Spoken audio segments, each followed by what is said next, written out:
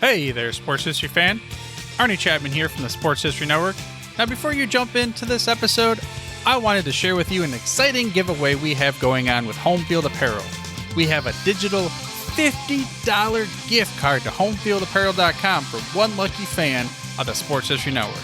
All you got to do is head over to sportshistorynetwork.com/giveaways to sign up. Again, that's sportshistorynetwork.com/giveaways. This podcast is part of the Sports History Network, your headquarters for the yesteryear of your favorite sport. You can learn more at sportshistorynetwork.com. I'd like to welcome y'all back to the Football is Family podcast. This is Jeremy McFarland coming to you from Hurricane Mills, Tennessee, on a day that started out 73 degrees and may snow in just a little bit. If you don't like the weather in the South, just wait a few minutes and it will change for you.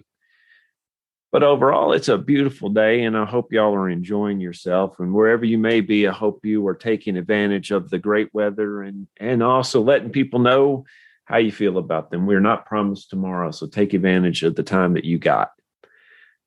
I had a big plan today for this podcast. I was going to do a mock draft, and we may do one next week. But then I started to think, well, what if I take every draft pick 1 through 32 for the first round, and then rate which one was the worst and which one was the best. And then I started thinking, boy, that is a lot of draft picks to look through. So I narrowed it down. I narrowed it down from 1980 to 2020 because the draft, as of recording this, the draft is about a week and a couple of days away. And I thought, no, I want to be positive. I don't want to look at the worst draft picks because when I was reading over these draft picks for these 40 years almost of draft picks, there were a lot of people that were just a little bit less than good. How about that? How about we call it that?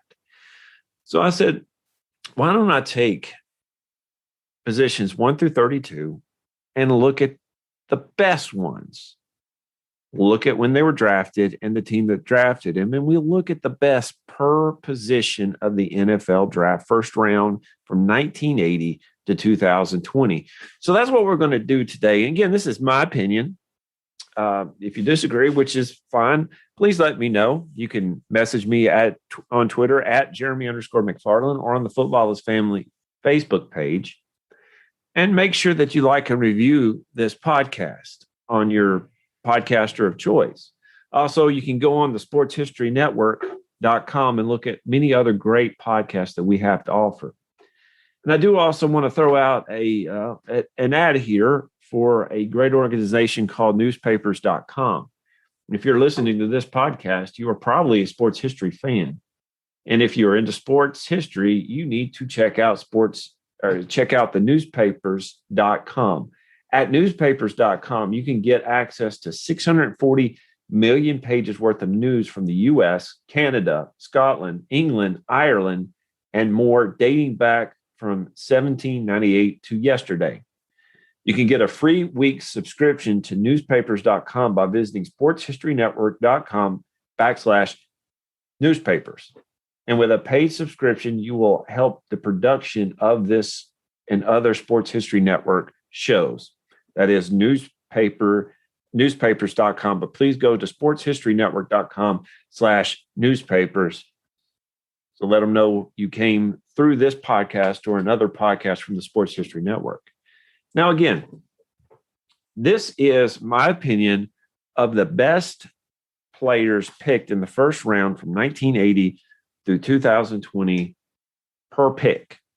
And again, there's a lot of great players. Of course, there's a lot of less than good players, but there are a lot of great players picked. So it's kind of hard for me to pick, but I'll give you my opinion. Number one overall, and I don't really think there's any doubt, even though I think John Elway is probably my favorite player of all time, but Peyton Manning, 1998 was picked by the Colts. He is Mr. NFL, probably the greatest quarterback of all time. I guess Tom Brady might be in that consideration too, but Peyton Manning. Second overall, to me, this man changed the way we view linebackers, and that is Lawrence Taylor, drafted out of North Carolina, 1981, by the New York Giants. You had to plan your offense and your protection around Lawrence Taylor. Before that, you had some great middle linebackers, but he was more of an outside linebacker in a lot of ways. You had to plan your defense or offense around where Lawrence Taylor was. Number 3, probably the greatest running back of all time, Barry Sanders. You say, well, he doesn't have the records. Barry Sanders did things that Walter Payton and Emmitt Smith could not do.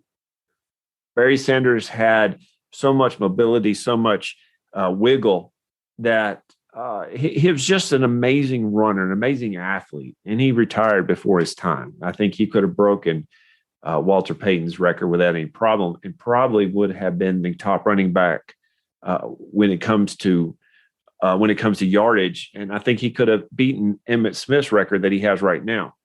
But Barry Sanders retired before time, before he probably should have. Little bit of a shout out here to my man Steve McNair. He was also drafted 3rd overall in 1995 by the Houston Oilers. The 4th overall pick, to me, the best one, Derek Thomas. Now, by the way, these 4 that I just mentioned, other than Steve McNair, are Hall of Famers: Barry Sanders, Lawrence Taylor, Peyton Manning. Derek Thomas, 1989, by the Chiefs. Derek Thomas was not a force of nature like Lawrence Taylor, but overall, I think he was a better player than Lawrence Taylor. He could cover, he could hit. 7 sacks in one game. I believe Steve DeBerg was the tackling dummy that day, if I remember correctly. I might be off on that, but you think about Derek Thomas taken before his time by car wreck, but Derek Thomas was a defense in and of himself. Great player. 5th overall, Deion Sanders from 1989. Now notice those 3 players back to back, all 1989. The second player taken in the 1989 draft was Tony Manrich, who was apparently supposed to be the greatest offensive lineman of all time and turned out to be a major league bust. Who was the first taken? Troy Aikman. So Green Bay Packers got pushed back several years because of that pick. There were 4 Hall of Famers and then Tony Manrich. But anyway, Deion Sanders, 1989 by the Falcons. Now, we don't always think of him by the Falcons, but he brought in a brashness and a flair that changed the NFL at that point. You had MC Hammer. Now, if you don't know who MC Hammer is, talk to your parents. They could probably tell you who he is. But he brought that type of brashness and that type of style to Atlanta that really did change that city for the good, in my opinion. Now, this one right here, 6th overall. I actually got to meet this man in Aliceville, Alabama. I used to work in Aliceville, Alabama. He's from there. Walter Jones, Hall of Famer, was drafted in 1997 by the Seattle Seahawks. You don't really get a lot of love to offensive linemen, but if you wanted to be protected, you wanted Walter Jones there. He was a rock on the offensive line, probably one of the best offensive linemen of all time. If I had to have 5 offensive linemen to start a team, Walter Jones, Bruce Matthews, probably Marquise Pouncey, people like that would be my offensive line.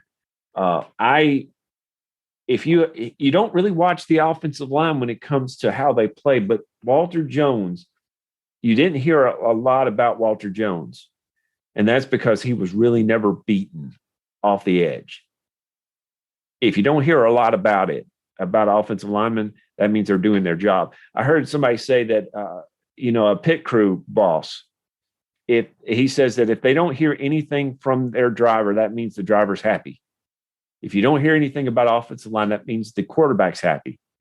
Walter Jones made them happy. Number 7, Champ Bailey, 1999, the Washington Redskins. He's a Hall of Famer too. Lockdown, shutdown corner.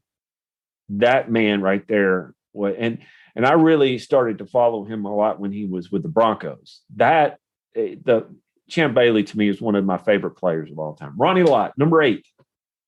Ronnie Lott, 1981, Hall of Famer, was drafted by the 49ers. Ronnie Lott was a beast. Don't go over the middle with Ronnie Lott by. Ronnie Lott was so dialed in when it came to football that the story says that his story is told and it's true that he basically got his finger cut off to play in a game. Now, I'm not going to go into the graphic details of this, but this tells you this man is RoboCop type stuff. He is dialed in, and he helped them win Super Bowls. Ronnie Lott was one of the best safeties you'll ever see. Number 9, I got to meet this man too, Bruce Matthews. Now, if you don't know who Bruce Matthews is, he was drafted in 1983, the year of the quarterbacks in Darrell Green. Bruce Matthews, drafted out of USC, was drafted by the Oilers. The one thing about Bruce Matthews that you can say was he's durable. He didn't miss games. But if you had to say something else, he was versatile. He played every position on the offensive line at one point. And he was so good that if somebody was out, they could put Bruce Matthews in that position and he could pick it up so quickly. Now, like I said, I got to meet this man, and I was talking to my dad who was with me, and I said, I want you to look at how he walks. I was several feet away, and you can hear his knees. And I said, that comes from being hit numerous times on your knees, being basically blocked from your knees. But in his day, Bruce Matthews was one of the greatest offensive linemen of all time. Number 10, Marcus Allen, Hall of Famer, 1982, Oakland Raiders. Now, Marcus Allen really was, he was the MVP in the Super Bowl. He was a video game player before the video games really were big. You think of how you can move people and do the jukes on Madden. This was Marcus Allen. You need to watch him, watch his Super Bowl playing against the Redskins, just how great of a turn and how great he could cut and move to another level before the defense could even react. Problem is, Al Davis and him didn't get along. And Al Davis brought in a man named Bo Jackson to basically take his spot. Bo Jackson was one of my favorite players as well, but Marcus Allen is really underrated and left the Raiders to go to the Chiefs and did great there too. Marcus Allen deserves his position at number 10 overall. Number 11, this guy is going to be a future Hall of Famer. That is J.J. Watt, 2011 Texans. I've seen him several times play my Titans.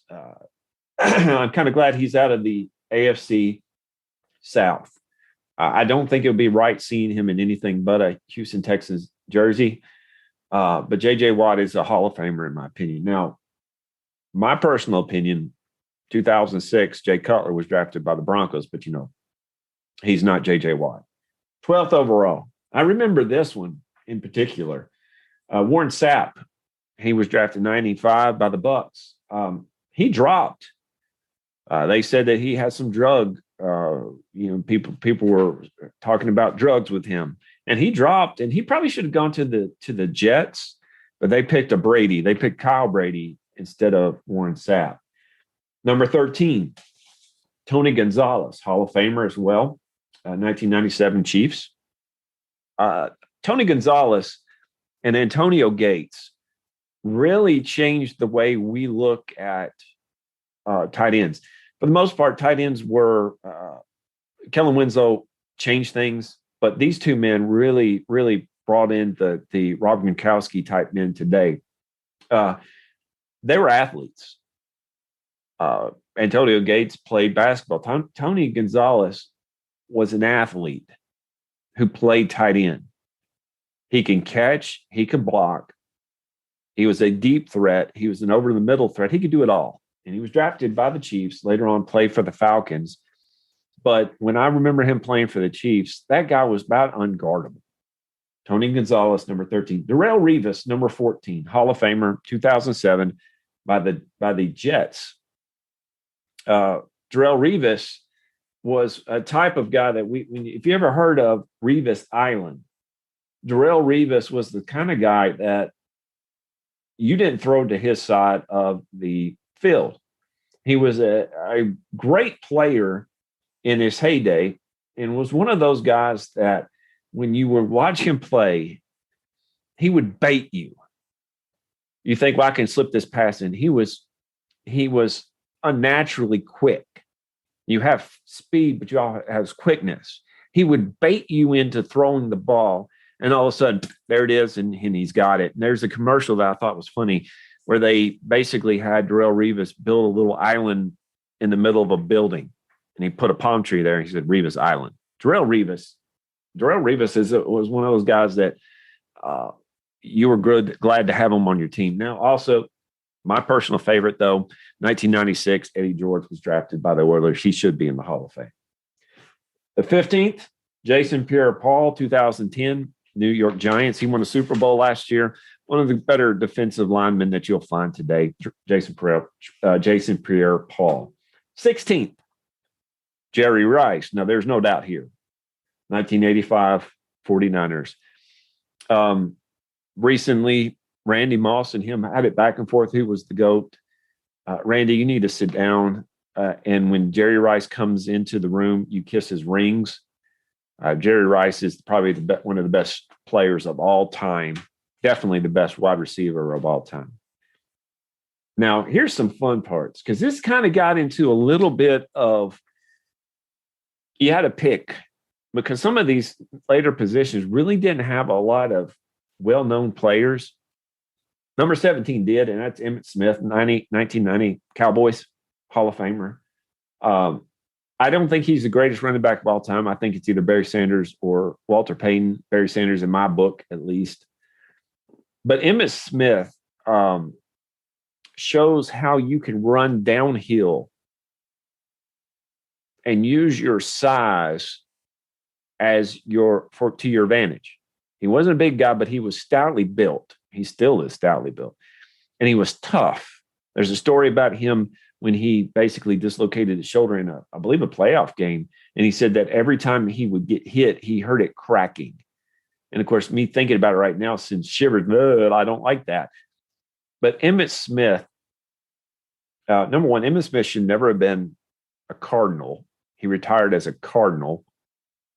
But number two, when you look at the record books, Emmitt Smith is going to be there until kingdom come. Emmitt Smith, his records will not be touched. I like to think Derrick Henry could do this, but running backs now are not valued like they were in the 90s. And number two, I think he has over 16,000 yards. That's insane. That's insane. You have to have longevity. You have to have health. And you also have to have a coach that emphasizes running. And now you have a coach that emphasizes passing and maybe running if you have a bell cow like a Derrick Henry. Emmitt Smith was the Cowboys in the 90s. You know, you had Michael Irvin, you had Troy Aikman, but it was Emmitt Smith's team. 18th, Art Monk. 1980, I should say, Washington Redskins, Hall of Famer. He was Jerry Rice before Jerry Rice. Art Monk was almost unstoppable. He held records until Jerry Rice came in, took it, and Reggie Wayne came in and took it. And then, he had records that when you look at the catches, you look at the Marvin Harrison as well. You look at how they could catch that. They beat Art Monk's record, but Art Monk was Jerry Rice before Jerry Rice. Number 19. This is the one where I had a little bit of issue. I picked Sean Alexander, 2000 Seahawks. I probably picked it because I'm a homer with the Crimson Tide. Sean Alexander didn't have a long career, but he was fruitful with his career. Also, I had it. If Jeffrey Simmons becomes the player I think he is going to be, he will eclipse Sean Alexander.